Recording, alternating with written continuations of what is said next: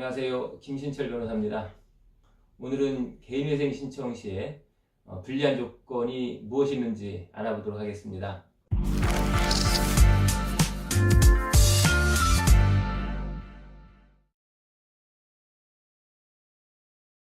이 불리한 조건이 있으면 법원에서 내 사건을 좀 더 까다롭게 심사를 한다거나 한 달에 변제해야 될 변제 금액을 조금 높게 조율을 하려고 한다든지 포괄적 금지명령과 같은 채무자 보호 절차를 쉽게 승인해주지 않는 그런 경우가 있습니다. 이 개인회생 신청의 불리한 조건이 여러 가지가 있는데요.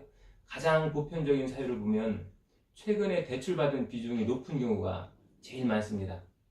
최근에 내가 대출받은 비중이 높은 경우에는 과소비나 스포츠 토토와 같은 그런 불성실한 자금 사용으로 인한 경우가 있지 않는지 의심을 받을 수도 있지만 대개 대출을 받아서 기존 대출을 갚느라고 발생하는 경우가 사실은 많이 있는데요. 그렇다고 해도 이 부분은 신규 채권자 입장에서 보면 문제를 삼을 여지가 있습니다. 그래서 최근 대출 비중이 높으면 법원에서는 금지명령에 대한 신청을 허가해주지 않는 경우도 있습니다. 이 금지명령이라고 하는 게 뭐냐면은 이제 가압류나 가처분, 채무 독촉 등을 금지시켜 주어서 채권자들로부터 독촉에서 벗어날 수 있게 해주는 그런 절차인데요. 이것을 허락해주지 않는다면 채무자들이 조금 힘들 수 있겠죠. 물론 이 금지명령 신청이 기각된다고 해서 개인회생 신청 사건 자체가 문제될 것은 없습니다. 이 금지명령에 대한 부분은 나중에 또 자세하게 다시 좀 설명드리도록 할게요. 이 또 최근 대출이 많은 경우에, 최근 대출 비중이 높은 경우에는 매월 36개월간 갚아 나가야 되는 변제 금액을 좀 상향해라 이렇게 법원에서 고정하는 경우가 많이 있습니다. 원금에 대한 변제율을 높이려고 하는 거죠. 그렇지만 이 최근 대출이 많다고 해서 너무 겁내실 필요는 없습니다. 이 대출을 받아 사용한 출처에 대한 소명을 잘 하시고 관련 근거 자료들을 충실하게 제출하신다면 별 문제 없이 사건을 잘 진행할 수 있습니다. 다음으로 이 개인회생 신청에서 조금 신경 쓰일 만한 것이 또 뭐가 있을까요? 그럼 내가 보유하고 있던 재산을 급하게 처분한 경우, 이런 경우에도 사건 심리에 불리한 조건으로 작용할 수 있습니다.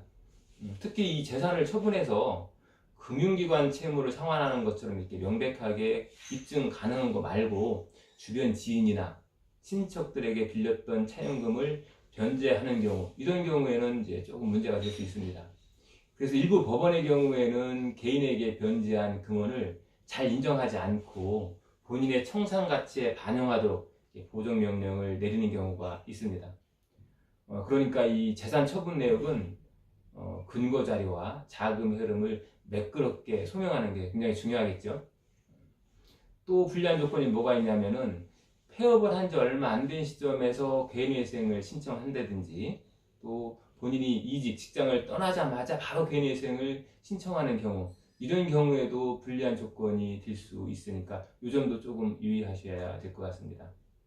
마지막으로 이 개인회생이라고 하는 것은 장기적이고 지속적인 소득을 입증해야만 하는 것이잖아요. 그죠? 그래서 이 직장 생활이나 아르바이트를 시작한 지 얼마 안 된 시점에서 바로 신청을 하게 되면 조건부 인가라든지 여러 차례 보정명령을 받게 되는 그런 불이익을 받을 수도 있습니다. 그렇지만 이 부분 역시 너무 걱정하실 필요는 없어요. 여러분들이 진실되게 본인 상황을 밝히시고 수개월간 본인의 소득을 입증할 수 있는 의지가 있다면 너무 걱정하지 않으셔도 됩니다. 이 밖에도 여러 가지 체크해야 될 사항들이 있지만 오늘은 대표적인 사유 4가지 정도만 말씀드렸습니다.